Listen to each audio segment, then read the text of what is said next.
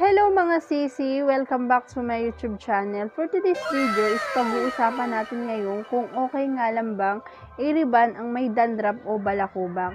Bago ko sagutin mga sisi ang question na yan at ang katanungan na yan, ay kung hindi ka pa nakakapag-subscribe sa channel ko, click mo lang Annelyn TV and don't forget to subscribe, like and share, and click mo na rin ang notification bells para kung sakaling meron ako mga bagong upload na video is manonotify ka.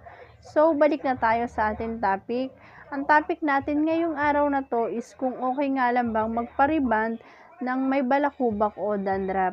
Ang masasagot ko dyan mga sisi is opo o okay lang na magpa-rebond kahit may dandruff o balakubak.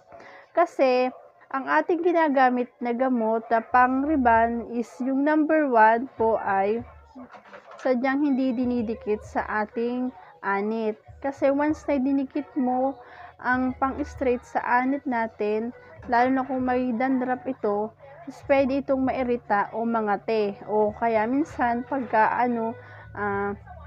dinikit natin ito sa ating anit, pwedeng mairita ang ating anit, and then mangate ito. Minsan pa nga is nagpuputol-putol pa yung ating buhok dahil sa idinikit natin ang gamot sa ating anit. Ang totoo talaga, ang pang-straight mga sisi na number 1 ay hindi po talaga idinidikit sa anit. Ang pagitan po nito pag mag-a-apply tayo is may 1 inch na pagitan ang paglalagay ng pang-straight sa ating buhok.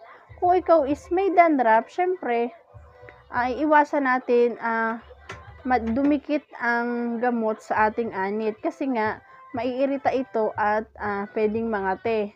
Tsaka mga sisi, kung ikaw is may dandruff, iwasan mo rin ang magpapariband and then isasabay yung pangkulay.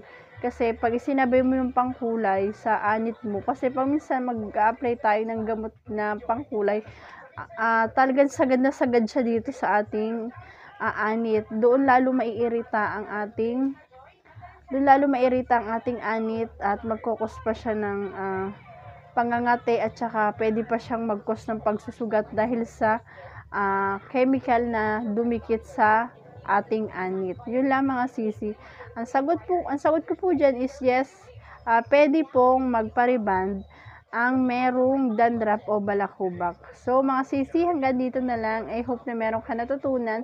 At kung hindi ka pa nakakapag-subscribe sa channel ko, huwag mong kalimutang i-subscribe Annelyn TV and click mo na rin ang notification bells para sakaling may mga bago akong upload na video is manonotify ka. Hanggang dito na lang. Thank you for watching. Bye!